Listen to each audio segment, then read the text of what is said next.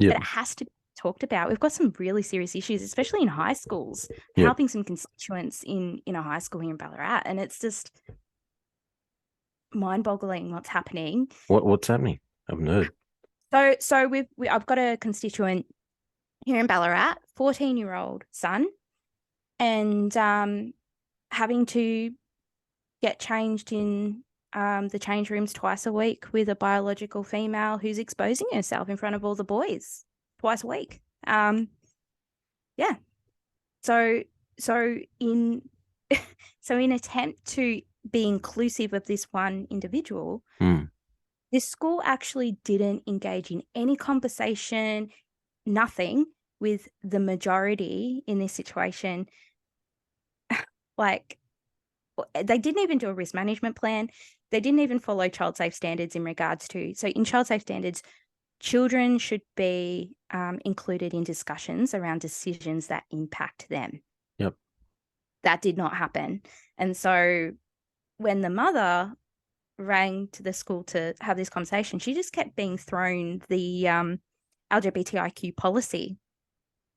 And I had a look and I'm like, no, they need to be giving you child safe standards, all these other policies. And then when I started looking at their policies, there's one protected attribute that's missing in all their policies. Can you guess what it is? What? Religion. They've listed every protected attribute in their policies except religion.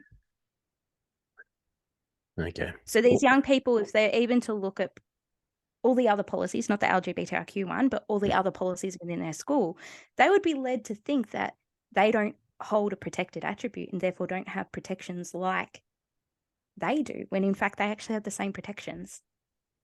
That's mind blowing. I can't. It's really misleading. Yeah. But I can't believe that a young girl is allowed to go and use the change rooms like that. Yeah. Because she identifies. Yep. Okay.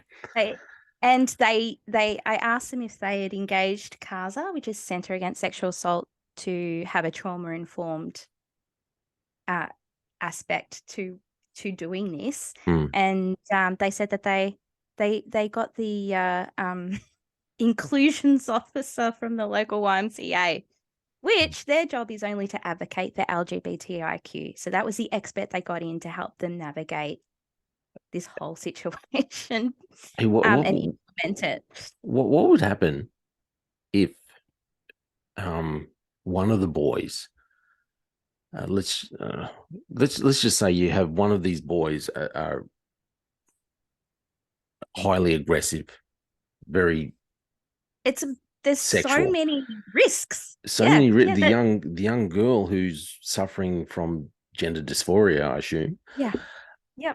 Is putting herself, or they're allowing her to put herself in what I would have thought. I mean, at 14, you're getting some weird hormones rock up. And don't forget, these kids, like this was happening. So this was towards the end of last year. Don't forget, these are year 9s. Yep.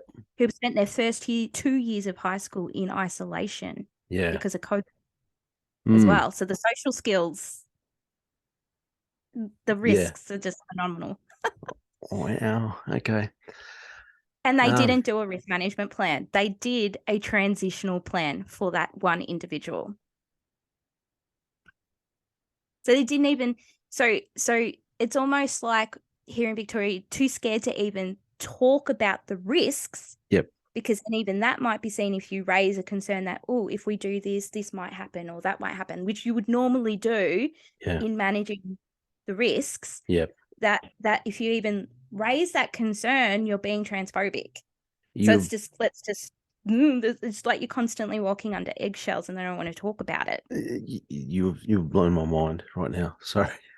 So and all the training and stuff that's come through in regards to child safe standards here has been because of the new changes being pushed around Aboriginal, Torres Strait and LGBTIQ. So that's at the forefront of people's minds, that they forget about all the other child safe standards. And in response to include the minorities, they're putting the majority at huge risks. in breach of child safe standards. Crikey.